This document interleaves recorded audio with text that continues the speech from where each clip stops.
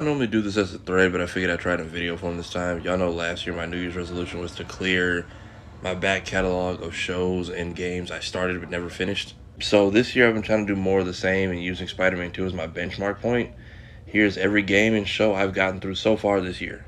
My Japanese copy of Sonic Adventure 2. Thank you Gamers Inc. Orlando for the game and the console to play it.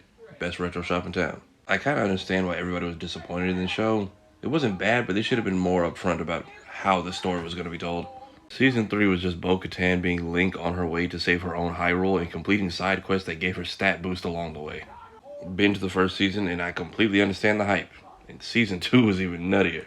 I'm honestly glad this show came back because it was a high school favorite for me, and even with the changes of time and a pandemic, writing staff didn't miss a beat. Overcame my childhood fear and went back to beat Metroid Prime Remastered.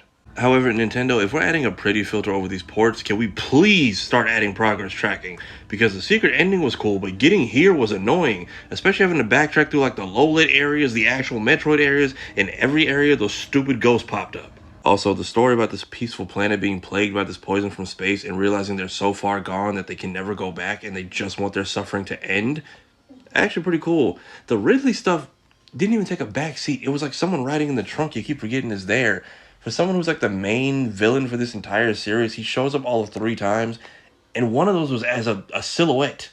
Normally, I hate turn-based gaming. However, I do remember everyone in my 3rd grade class has it, and they could not stop talking about it. After 20 years, I fully understand why. So much so, I bought the remake on 3DS. Again, thank you Gamers Inc. Honestly, I just took a chance on this one, but you want something new, funny, different, and interesting? This is your go-to. And yes, it's Joel McHale, but the entire cast does a good job of carrying equal comedic weight on this show. Thoroughly enjoyed it. I really hope they get renewed for a new season. 2 seasons in, and as a diehard fan, I am loving everything about this show because I can tell it's been written by other diehard fans. I don't know how long they plan to keep this story going, but I am here for however long the ride is. So with Tears of the Kingdom coming out, I finally decided to give Breath of the Wild a try. I fully understand the obsession y'all had with this game. You really can go about completing this in whatever way you want. Fantastic, but that goes without saying. But if you're an OG Bleach fan, you're just impressed with the pacing because you're used to how dragged out these fights used to be. They're getting right to the point while still giving us a little bit more than what we got in the manga because of how they was kicking Kubo out the door. Can't wait for the next 2 cores. The live-action anime curse has officially ended. Avatar, please don't mess this up for us. Also, the Black Delegation would like to draft the Arlong Pirates. I know a lot of us are feeling DC burnout. This was a refreshing and unique take on the character.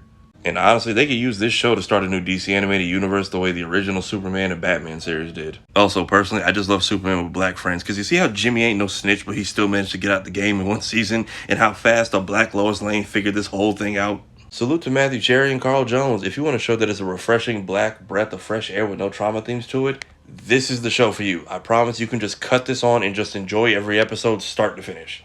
Personally, I enjoyed it, but I understand why some people are upset. Once they said they weren't doing like the source material story, I fully anticipated this to be a story that opens a bunch of doors but doesn't close them. Which is exactly what they did, because this is clearly going to lead into like Thunderbolts, Cap 4, like even the stuff with President Ritson. Clearly he's out of here so we can work in President Ross for New World Order. I'm sorry, Brave New World. Probably still not going to watch Rebels. Rosario Dawson does a damn thing, and damn it, and Dave Filoni we trust.